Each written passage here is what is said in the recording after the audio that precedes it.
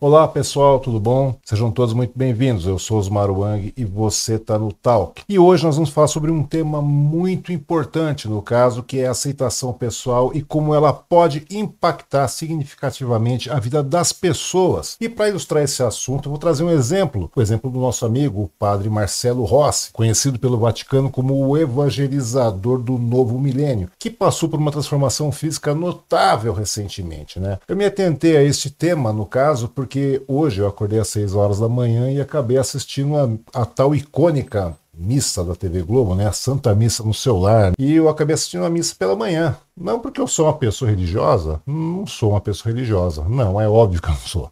Não, eu acabei assistindo a missa pelo padre, né, pela imagem do padre. Pois foi mais do que possível a gente pegar e ver uma mudança radical no aspecto físico dele, né? Que agora tá mais musculoso, mais robusto, né? Eu tô falando de pouca coisa, não, pessoal. Eu tô falando de muita coisa, porque para passar de um figurante de morto-vivo na série The Walking Dead para ser protagonista do Incrível Hulk, não é coisa muito pequena, não. Bom, mas além do tamanho do padre, né, o que mais me chamou a atenção não foi apenas a sua nova aparência de armário, e sim uma certa felicidade estampada no seu rosto, no caso, né, em contraste com os tempos, né, que ele enfrentava uma profunda depressão. E esse é o tema que eu quero abordar aqui hoje, né? Certa vez o padre Marcelo, ainda quando Rossi, no caso, né, ele compartilhou abertamente a sua batalha contra a depressão, admitindo que durante anos, no caso, ele não reconhecia a gravidade da doença, né? Ele achava que era uma frescura e, ironicamente, enquanto ele ficava ajudando as outras pessoas a superarem a depressão,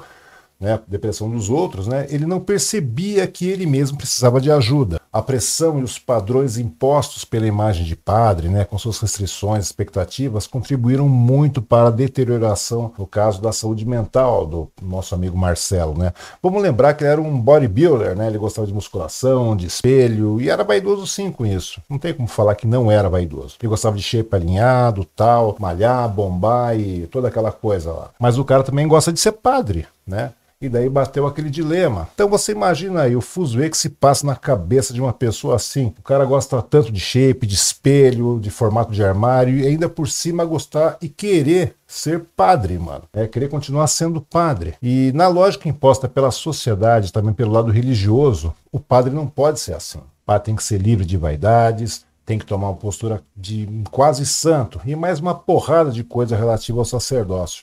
Daí é óbvio, né, que isso aí pode dar uma puta de uma depressão, né? Isso aí gera um conformismo sem tamanho, por ser, de certa forma, obrigado o cara a sufocar o que ele é em causa de algo que ele também é, de algo que em parte ele é. Ele quer ser padre, e ele tem uma missão de ser padre, ele gosta de ser padre. E a depressão daí bateu, o cara emagreceu, caiu na desgraça, e ele chegou a descrever um momento em que percebeu que a depressão estava afetando a sua vocação, né? Tomando a questão de ser padre, né, mais que uma profissão no caso do que uma missão. Até porque ele diz que ser padre não é uma profissão, ser padre é uma missão, né? E eu não tiro a razão do cara não, né? Não tiro a razão do Marcelo Rossi. E vamos lembrar que a situação do padre Marcelo Rossi, no caso, não é única, pessoal.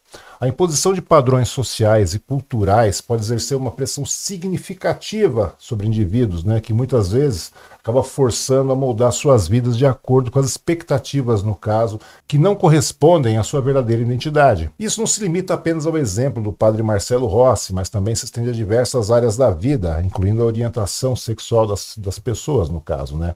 E na sociedade ainda existem normas, no caso, pessoal, estereótipos, no caso, bastante rígidos, que ditam como as pessoas devem se comportar, vestir, né, o que devem fazer e até mesmo como amar. E a não aceitação da própria identidade, especialmente questões como orientação sexual, pode gerar conflitos intensos, né? A pressão pode se conformar a padrões, sei lá, pré-estabelecidos, muitas vezes que levam a uma negação da própria autenticidade, né? Isso resulta em um verdadeiro distanciamento da essência do indivíduo, né? E no caso, a imposição desses padrões prejudiciais não apenas afeta, no caso, a autoestima e a autoaceitação, mas também pode acabar desencadeando transtornos psicológicos graves, muito graves, né? E a necessidade de se encaixar em normas, muitas vezes irreais, no caso, pode levar essas pessoas à ansiedade, à depressão, e em casos extremos mesmo, até a pensamentos e comportamentos literalmente suicidas. E a busca constante pela validação externa, no caso, quando confrontada com a não aceitação da própria identidade pessoal, cria um ambiente psicológico muito tóxico. Portanto, é crucial a gente chegar e reconhecer, no caso, a diversidade, né? Reconhecer que a diversidade é uma característica intrínseca e é única.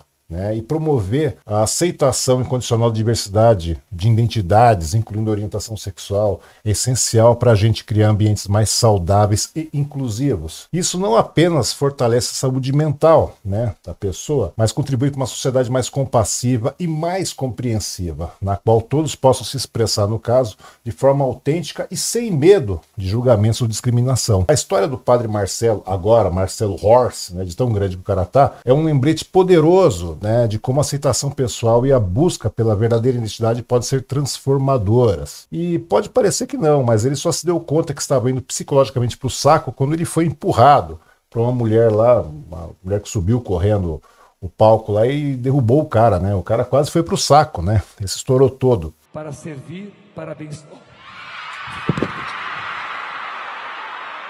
E daí ele viu que o negócio realmente estava pegando para ele, Daí ele parece que se deu conta e percebeu que tinha que mudar. E o padre então decidiu enfrentar a sua depressão, encontrando forças na sua fé, e ao mesmo tempo que ele, de certa forma, tocou um dane-se aos estereótipos impostos pela sociedade e pela religião. Daí ele fez mudanças realmente significativas, no seu estilo de vida. Ele mudou muita coisa, ele arregaçou de fazer exercício na sua academia, diga-se de passagem particular, é claro, Partiu para uma alimentação balanceada, tomou vitamina, tomou shake, começou a dormir direito, ter noite de sono correta, e o cara mudou, O cara só não tá fazendo uso de anabolizante, tá? Isso ele não tá fazendo, não. Anabolizante não tá no roteiro do padre, não tá no cardápio do padre, É só treino abençoado mesmo, tá? Anabolizante passa longe ali. Mas isso também, se ele tá usando ou não tá usando, isso aí pouco interessa pra gente, O que interessa é que ele se aceitou. E mesmo assim, ele usando a saúde como uma desculpa para sua vaidade pessoal, ele não deixou de seguir a sua missão de ser padre. Ou seja, no final das contas, a história do padre Marcelo Horst nos lembra que a aceitação pessoal é um processo contínuo e muitas vezes desafiador. E seja qual for a jornada, é fundamental buscar, no caso, a autenticidade e se libertar a gente, no caso, de todos os padrões que impedem de sermos verdadeiramente nós mesmos. Ou seja, temos que ser o que somos o que somos e ponto.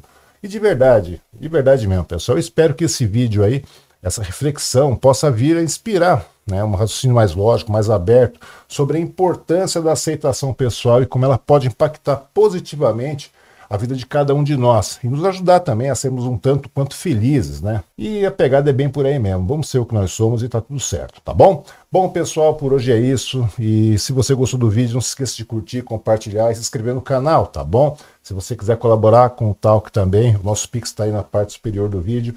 Faça uma contribuição, colabore e é sempre bom ter você por aqui, tá bom? Um grande abraço a todos e até a próxima.